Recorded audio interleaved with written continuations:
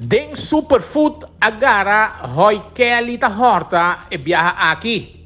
É um ladrão que não quer stop a vida de horta de negócio de gente. Tempo hasta estava da biba of hiba, suyunang chiquito pa horta. Estava da hiba nang junto com ele. Pero me agora hoi Kelly ta hopi caminho de la passa acaba. Já domingo mainta, quase merdia su número a hunga den superfood. Pero me que sei, ela passa outro supermercado também. Provavelmente lo italian songs ela passa, pero me passa horta. Jay ela sigue para superfood. Den superfood sim, seguridade de superfood a vigilé para sobra aparentemente em 3 dias, tras de outro da drenta horta den superfood. Algum dia passar a horta, brele solo, etui, etc, etc.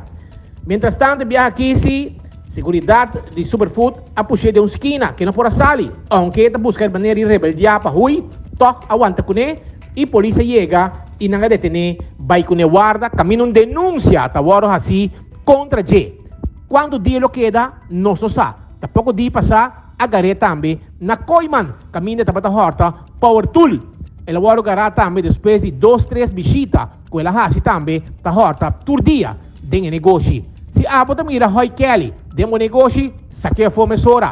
El ladrão aqui, tá drenta bo lugar e meta e ting. Horta bo costan, vai com ele. Coi bo costan, vai com ele sem paga. É ladrão pa vida. E não stop nunca, e era seguir horta, e justiça, cada viaja, talaga vai, trempang, promeco tempo. Su auto que tava fo, e polícia não awari pa check din su auto. Pero, auto tava tá abrir. Den auto, mas o hopi bleki di desodorante con la horta, outro caminda, sky di gente, breli solo con la horta, e também galinha hornaco, provavelmente também la horta din outro supermercado. A investigação está continuar. Quanto dia hoi Kelly lo queda será, não te conheci. Quanto dia lo dura, prometo nangaria trove ta horta, não te conheci. Sempre quando é satisfeita, pero leu su número ta hunga, maneira ave, já domingo, den superfood.